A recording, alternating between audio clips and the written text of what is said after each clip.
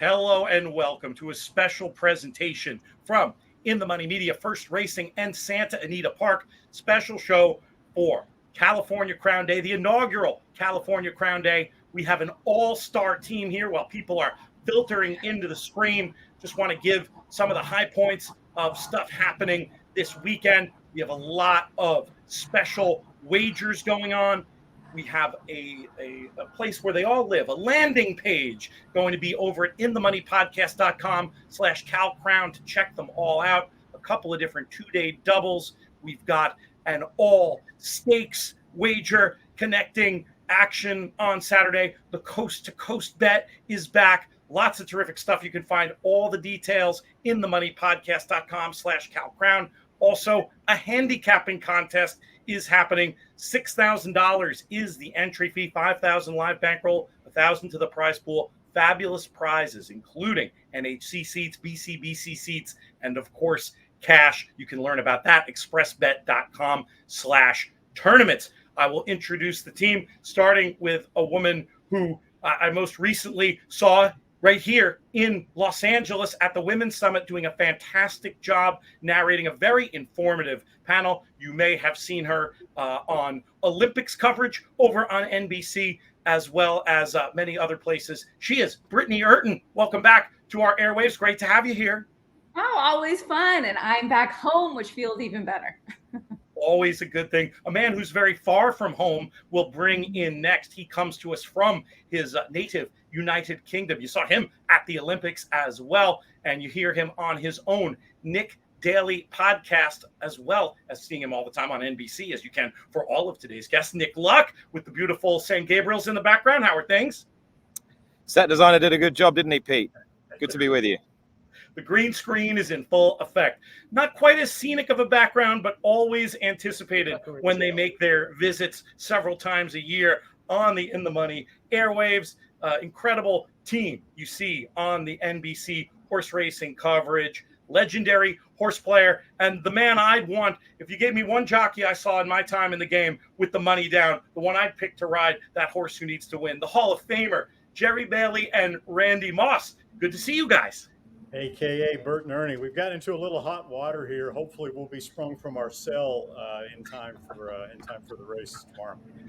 If you need a character witness, look for somebody else. Thank you. Let's get into these stakes races for the California Crown. 3 California Crown branded races. For those that don't know, this inaugural California Crown, these races have been around a long time, and they've got major Breeders' Cup implications in their history. The purses have been boosted. There's been an event built around them, and I'm very excited to see how it all plays out, starting with race number 7, 3:30 local time, 6:30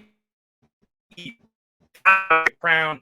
John Henry going a mile and a quarter on this Santa Anita, of course. And there's a horse I want to start talking about is one who I feel like there's a gap in his resume, and Gold Phoenix has won just about everything you can win in terms of California turf races. He hasn't won this race. He does have some excuses from the past couple of runnings. Is Gold Phoenix going for is Gold Phoenix's white whale of this race the main storyline here? What interests you the most about this John Henry turf? Speaking with us. Oh, you're on mute, my friend. You pulled the page from Jonathan Kinchin's book, and you got yourself stuck on mute. No, I have terrible service right now, so I had no idea if you were talking to me. You were every few words, but I heard gold and I heard Phoenix, so I'm just going to start. No, Gold Phoenix is such a cool horse, right? I mean, he showed his own in the Breeders' Cup turf last year, finishing 4th. The whole team surrounding him, they call him Gold F Phoenix. I'm not going to put a word in there, but you'll see lots of those hats. But gosh, is he consistent and still doing it at his age, which I think is great. We know he loves the distance. That's not even a question mark.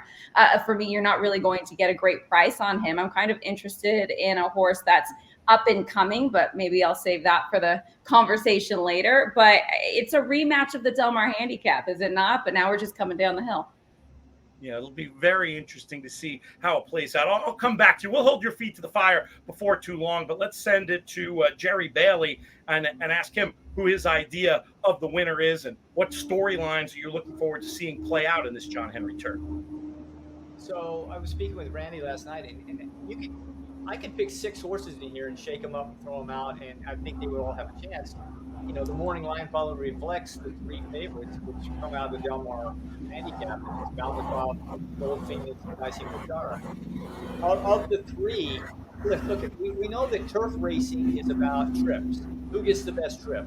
Balmacroft, I love a lot, but he goes from 1 post in a 6-horse field down Del Mar to the 11 post in an 11-horse field here. So there's a lot more bodies to get through for him.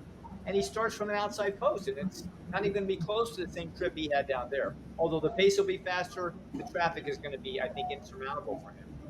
And Dicey Mochara, he will not get as good of a trip.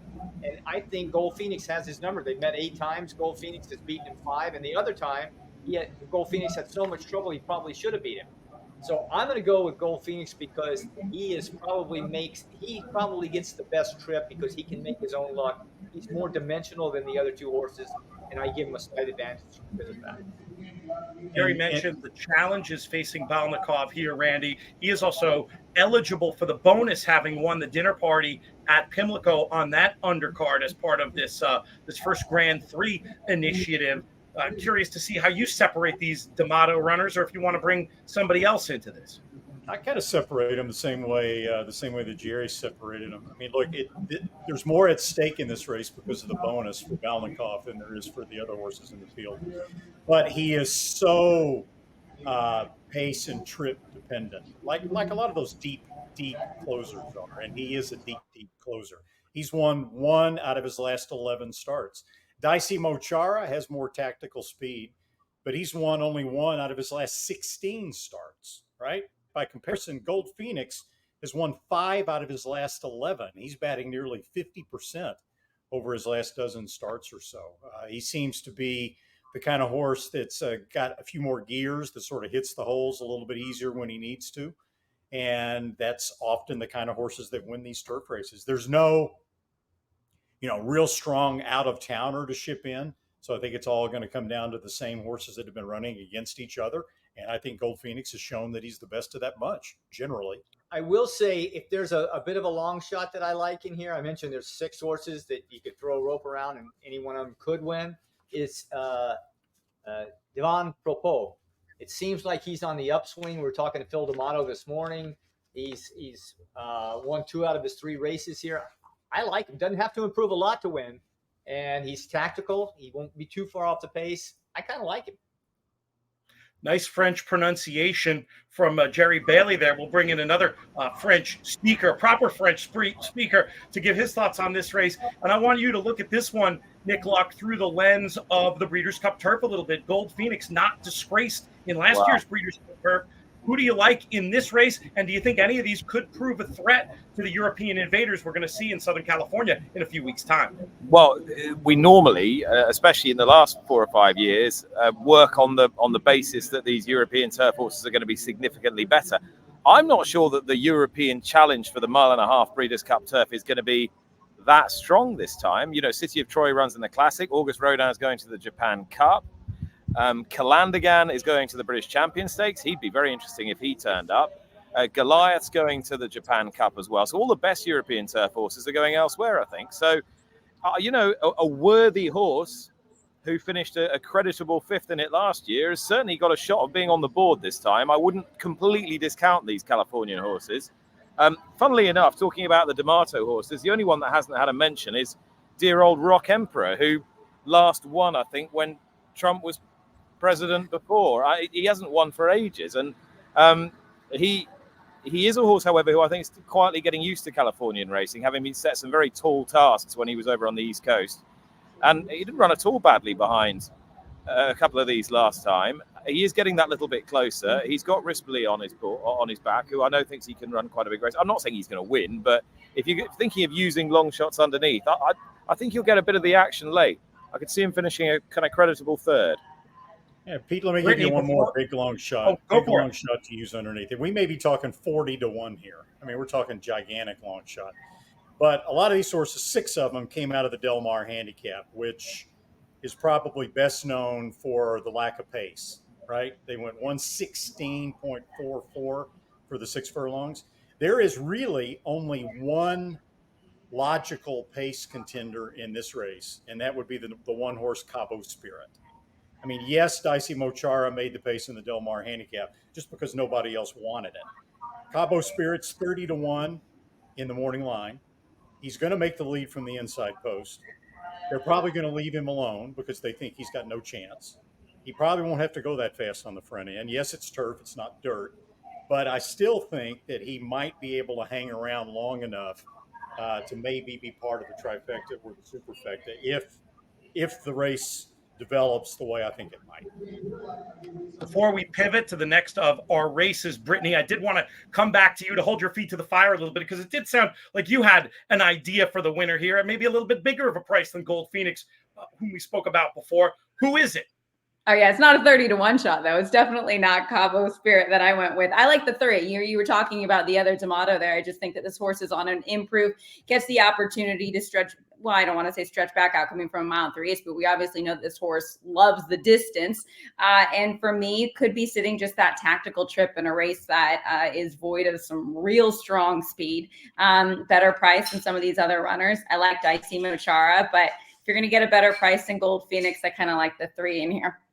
Let's turn ahead to the next race. The California Crown Eddie D Stakes is up next. This one going down the hill at 6.5 furlongs. Brittany, let's keep it with you for your thoughts on this one. One of the big storylines here, Big Invasion. He went so close in the Breeders' Cup Turf Sprint last year. Is he the one you have your eye on, or do you want to talk about somebody else? I tend to like horses that have gone down the hill before. You have to talk about the course if you're talking about this race, right? It's one of the most unique courses in, I will argue, all of the world. You do a right-hand turn before you do a left-hand turn. So that's why if you're talking about post position, post 11 for Big Invasion, really won't be an issue whatsoever because they're going to be making that right-hand bend first before they go left. So that's not even a question mark. And the horse is going to be dropping out the back. You always have to respect this invaders, no pun intended, with Big Invasion and what Christophe Clement sends out. I think this horse definitely has some back class, but a horse that I know absolutely loves the 6.5 furlongs. And I'm not saying this because the Dodgers just clinched the NL West yesterday. Johnny Padres. I really like Johnny Padres getting back to 6.5 furlongs after a couple of runner-up finishes at Del Mar. That's the Brooklyn Dodgers. When you're talking about Johnny Padres, you're getting into my comfort zone there. The Dodgers we can all over.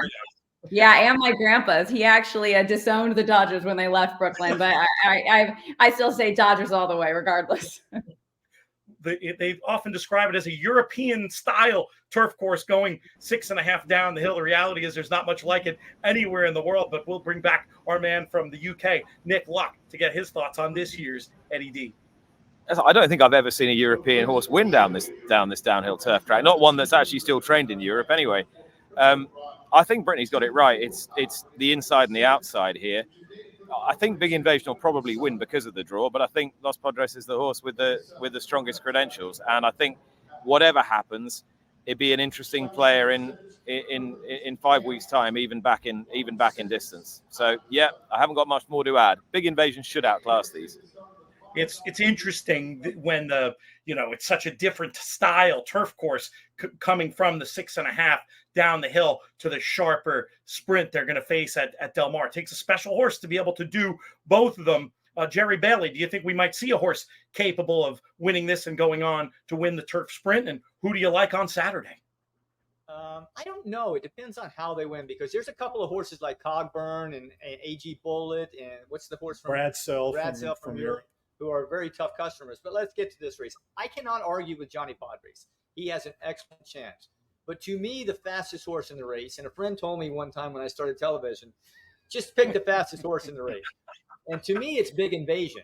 When Big Invasion gets a clear trip and firm turf, he runs his race, and his race is good enough to win that. And with this post, he is definitely going to get a clear trip. Even though he's never been on the course before, I think he'll probably be able to overcome it because he's got Flavien Prat, who's the hottest rider in stakes races in America right now. But to me, the interesting horse behind him would be First Piece. We were just talking to Mike Smith earlier, and he thinks maybe he took too much hold of him in his last race. That's why he didn't run all that well. And every time this horse has turned back from a mile to 6.5 furlongs down the course twice in recent history. One time he was second, beaten a half length, and the other time he won. He is again turning back from 1 mile to 6.5 down the hill. So I think the progression of his races lends for a very good performance by First Piece. So Big Invasion, First Piece, Johnny Padres. There's your triple. I like it. We'll take that to the bank. Randy, are you in consensus with your partner? Or do you have a different approach here? Yeah, I mean, I like Johnny Padres more than First Piece, but I think First Piece is a nice horse. They ran against each other in a race called the Siren Lure earlier this year down the hill at Santa Anita. And the Siren Lure, unusually for a race down the hill, was pretty slow paced. And First Piece was up on the pace, and Johnny Padres was back about 4 lengths, and Johnny Padres was still able to run him down in the last part of it. And by the way, Johnny Padres played for both the Brooklyn Dodgers and the Los Angeles Dodgers, by the way. And he was also a teammate of Pee Wee Reese, who won this race, I think, 3 years ago. So there's a little bit of Johnny Padres Dodger love here going on. You got some more fun facts about Johnny Padres. Oh, I got a lot of fun facts about Padres. Oh, yeah. It's a whole other podcast.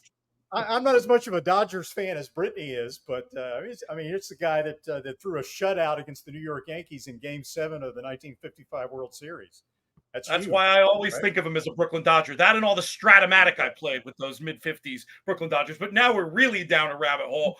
We've done 2 races. We've got 2 more to talk about. Just want to take a minute and talk to folks. We talked about the first Grand 3 bonus that Balnikov is going for. There's still 5 players alive, horse players, to win $5 million in the first Grand 3 fan pick'em contest. But still very much up for grabs is the opportunity to win $100,000 in the very same contest. Go to first.com/contest to check out all that information. And while I'm giving you messages, I'm going to go ahead and tell you, do me a favor, go ahead and subscribe to the In the Money Media YouTube channel so you won't miss any of our great exclusive YouTube content like this. We're going to have a lot more coming up when it comes to this year's Breeders' Cup and also throughout this Santa Anita fall meet. Race number 9 is the race that gives the day its name, the Grade 1 California Crown, presented by Sir Davis American Whiskey. And we'll keep it with Randy for his thoughts on this one. Has a little bit of a Baffert team scrimmage look. Is it going to be one of those? If so, which one? Well, National Treasure is going to be awfully tough to beat given the pace scenario in here. There's no real, there's nobody in the race on paper that can really go with National Treasure early. And the horses that may be closest to him early are trained by Baffert, especially Muth, who should be pretty forwardly placed as well. And, we've seen National Treasure. I think you can draw a line through his off-track races, which means his last race in the Whitney, which was a pretty muddy track. Clearly, he is not the same horse on an off-track as he is on a fast track. In his most recent races, everywhere from Saratoga, where he set record fractions for the 1 mile Wilson course at Saratoga when he won the Met Mile. And, even Saudi, he was on the lead or close to the lead until very late, in which he got tired. But he's run some huge races, and he's going to be awfully tough to beat. Honestly, though, for a price, as much as I love Senor Buscador, I just don't think this race is going to have enough speed to set up for him. Jerry and I have a $1 bet already on this race, horse for horse. Newgate, I think from post position number 1. He's training very well. He's going to save ground. I think he's underrated. You get the Bob Baffert other horse angle, which plays pretty well in some of these stakes races in which Bob has multiple entrants. And he's going to be a higher price than the other 2 Baffert horses. So I think Newgate at a decent price is who I'll wind up landing on. A little shout for the other Baffert from Randy. Jerry, what do you think? Is he on to something or is he out to lunch?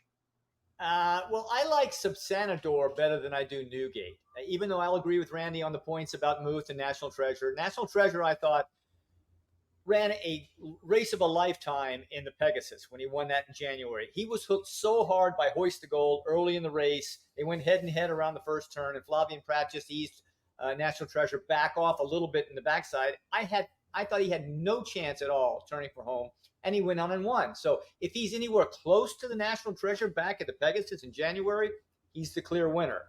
Muth, I'm just not sure he's fast enough. He will need to improve off the win in the Shared Belief in order to win. But the horse I believe is on his game and training right now and racing in great form is Subsanador. The win at Monmouth, the way he won, settling just off the pace, brilliant turn move. We just talked to Mike Smith, as I said earlier, about this, and he seems to know the horse pretty well. That kind of move should be able to win this race, depending on when he wanted to use it. I believe, unlike a friend of mine, that he had a lot of energy left through the stretch. He was pricking his ears. I think he was idling once he made the lead. So I think there was more left that day. And if there was, then he's going to be a tough customer for National Treasure to hold off. He's handicapping the ears, Pete. That's right. You've got to handicap the entire horse, Pete. Somebody better tell Randy. It takes the entire horse. Yeah. Il Miracolo's ears were doing this too, coming down the stretch, but he doesn't think Il Miracolo could. Hey, Randy, I've got a question for you. Randy, what's more important? What's more important to a horse's performance in a Grade 1 horse race? A, the ears, or B, the jockey? Ooh. Well, because Randy believes jockeys at this level don't matter. They're all good. I would say the jockey would matter more than the ears, though, in this particular situation. Nick, you seem eager to get in the mix here. Who's your idea of the winner of the California Crown? No, I just wanted to be facetious for a few minutes. Who's my idea of the winner of the California? I do think I would give Senor Buscador a bit more respect, I think. Can I quite envisage him winning? No. I can see him running a hell of a race, though, particularly as he's been sharpened up over a completely inadequate 7 furlongs to get him ready for this. He actually ran quite well in it last year when he hadn't achieved what he's achieved now. And I just don't know how many horses there are in training that could have done what he did in that trio of races in the Pegasus, which, let's face it, he shouldn't really have had any business getting as close as he did in that. Then the Saudi Cup, which was tailor-made for him, 1 turn 9 furlongs on a deep surface, and then Dubai. I thought he excelled himself. So I actually think just on raw ability alone, he deserves a bit more respect than the market is likely to give him. And interestingly, I was talking to Richard Mandela this morning about Subsanador. Went over to his barn to see the horse, and he said that the reason that he thinks he elicited so much improvement out of him from his first run for him to Monmouth Park was because he figured out how to train him. And he said that he felt that he was a horse who didn't need very much work and really just needed to be kept super fresh and enthusiastic. And he feels he's got him in a good place. Good intel there. Certainly interesting. I missed it. Did Mandela say anything about his ears? He said he's got some of the most beautiful ears that he's ever seen on a horse. He in fact compared him to the great South American ears of Sandpit and Siphon and all the wonderful horses that he trained back in the 90s. And of course, there was a link to this California Crown event, and it's celebrity, glitzy, glamorous, coat of paint over this day, because the first one of Mandela's 4 wins in this race came for the great Burt Bacharach, of course, back in whenever it was, mid-90s. Soul of the Matter. Soul of the Matter. Oh yeah, we know that horse. We remember him. Great.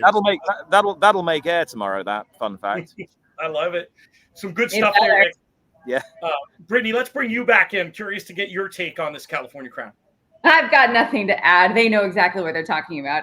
No, I actually like Muth. It might be a tall task for the 3-year-old. He's only run twice since March. We know that, but we know he has a talent too. And I think that Bob could have gone a lot of different directions. He said he was very close to running him in the Pacific Classic. And obviously that $1 million Grade 1 event, much tougher than the Shared Belief, but he's only going to get better off of that race. And I think he can be close enough to National Treasure. Hopefully close enough to National Treasure underneath Juan Hernandez.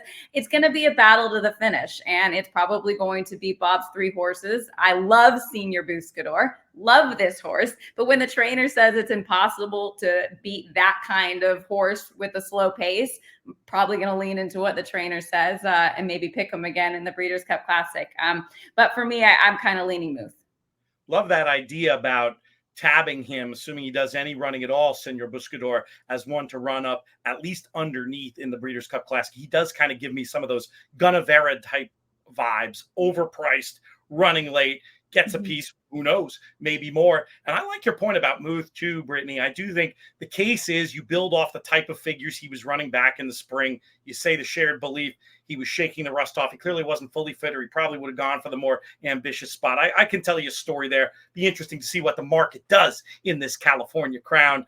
Very exciting stuff going to be happening with major Breeders' Cup Classic implications. One more race to talk about on this show. It's not a California Crown race proper, but it is a Breeders' Cup win and you're in race for the mile. The Grade 2 City of Hope sees the return to the races of Johannes. Been so impressive, imperious in victory at right around this level in the last 3 starts. Is he the one for you here, Brittany, or can we bring in something at a little more of a price?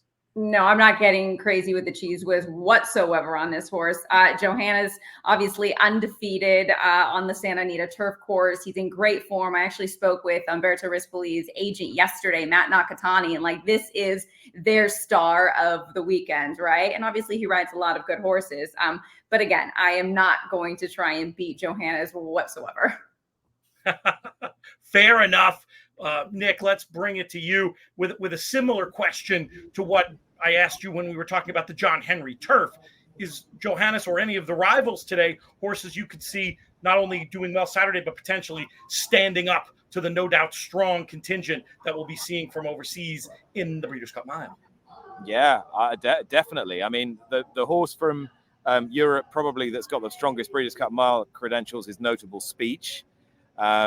You sort of slightly get the feeling he's a bit of a Goldilocks horse and needs everything to go right for him. But if he produces his best, he ought to nearly win the Breeders' Cup Mile. It's a great shame Rosalian's not here. He's out for the rest of the season. And Sharon, who is the best older miler, I can't see him coming. I think he wants a bit of juice in the ground. He's a very big horse. So I don't think it's going to be insurmountable for the locals to get a piece of the action in the Breeders' Cup Mile. I agree with everything everybody said, and actually I was talking to Simon Callahan this morning, and he said, "Oh, I like my horse, but Johannes is going to be super hard to beat." I wouldn't entirely rule out a big run from Trickery. One of the reasons is that I know that Graham Motion's had this race in mind for a long time for this horse. He's been targeting this event for a few months with him, and he clearly wants to get him out here, get him out west, get him on the firm turf, and he's got a very pleasing style of going, and he's one of those rare turf horses who can really use that early tactical speed to his advantage, a bit like his sire Oscar Performance. So I wouldn't be surprised to see him run quite well. Who's Brittany cheering in there? You weren't on screen, but I had to do that to you, Brittany. What was that? What was that result? I'm sorry. My dad just won a race at Churchill Downs with a first-time starter named Trust Fund Philly. A Trust Fund Philly. Brilliant. Sometimes the jokes write themselves, Brittany. Oh man, I'm sorry. He's like dancing over here. Apologies. No, there's nothing to apologize for. It's great. It's good. That's good. There's the man. We got a little photo bomb too. All right. I don't want to keep you guys too much longer than I said, so we will bring it back to the dynamic duo down there in the corner, but we'll go in the other order this time. Randy, I'm going to start with you and your thought on this City of Hope Mile. Well, Johannes is the best turf horse in California, period. Any distance, he's just looked fantastic. The interesting thing about this race to me is that in general, and this also applies to the down the hill sprint with Big Invasion, in general, I think what we found, especially when you get to the Breeders' Cup, East Coast turf horses tend to be superior to West Coast turf horses. Sorry, Brittany, and those Californians. So in that regard, I think Trickery is going to be pretty interesting to see how he stacks up, even though he's a 3-year-old, how he stacks up against Johannes. And also, if you watch Trickery's last race in the Secretariat of Colonial, you pay particularly close attention to his ears. Good. Oh my goodness. Pick it up, Jerry. What I was noticing about Trickery is the way he finished the last eighth of a mile at Colonial Downs. It was pretty impressive. Look, he's going to have to be even better than that to beat Johannes. I mean, the only grass race that Johannes ever lost was on the Churchill Downs turf course, and almost every trainer in America that's run a horse over it will tell you it was terrible. And as a matter of fact, they're not even running on the turf course this fall there. They're trying to redo it, I suppose. But yeah, it's hard to go by him. But if you don't want to take 4 to 5 on a horse, then I agree with Randy. Trickery, to me, is a very, very live horse coming in from east to west. And he sits a good trip. He's not going to be far behind. So he and Johannes are going to be somewhat similar in their positions throughout the early part of the race. And whoever finishes better, I suppose, between the two will win. Really appreciate all your time here. Want to remind folks one more time, all these great 2-day wagers, including special doubles with player-friendly terms, 15% takeout, $5 minimum. There's a 2-day all-graded stakes pick 6, 2-day all-graded stakes pick 4, as well as an all-stakes pick 5, and the return of the Coast to Coast, the California Crown Betting Challenge. Again, check that out, expressbet.com/tournaments. Lots of ways to leverage your opinions. Hopefully listen to the crew here and make some money. That's my plan anyway. Want to thank Nick and Brittany and Jerry. Hey, Randy. Before Yes, you Nick. go, you've got through an entire edition of this show without saying the word Shabuzi. And for that, you will be off Peter Rotundo's Christmas card list forever. Shabuzi is definitely going to be one of the high points. Song of the summer. We're gonna be there. Musical acts between the races. This is going to be a big and super fun party. I figure the tickets are sold at this point, so I didn't go in the Shabuzi direction. But I appreciate the reminder to tell people who are still able to come out and join us that they should. It's going to be an absolutely wonderful day. This show's been a production of In the Money Media and Santa Anita and First Racing. Want to thank Peter Rotundo Jr. Want to thank Lauren Alexander for her help as well, putting this show together. Have a great California Crown Day. Check it all out on NBC. Make sure you don't miss a minute of that coverage. Actually, you know what? We should put one last plug in for the NBC coverage. Raise your hand if you know when and where you guys are on. We're on CNBC from 3 to 5 Pacific time? Yes. Oh, by the way, Shabuzi's got a new song. He was voted Best New Country Artist of the Year. He's got a new song, Ears to You. And on that note, may you win all your photos.